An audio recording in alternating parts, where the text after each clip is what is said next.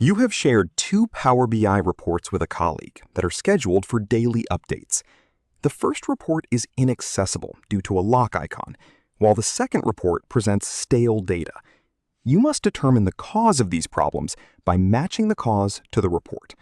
The options provided are A. Missing data access rights, B. Data synchronization failure, and C. Wrong data sources utilized. The reports are Dashboard A, which displays a lock icon, and Dashboard B, which shows stale data. Please determine which of the three causes explains the issues for each specific dashboard.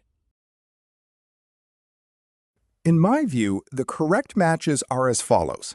For Dashboard A, I believe the correct answer is option A, missing data access rights.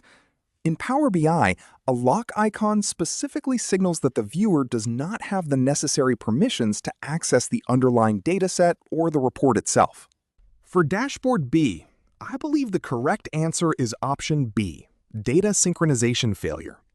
When a report displays outdated information, it indicates that the scheduled data refresh process has either failed or has not executed as expected.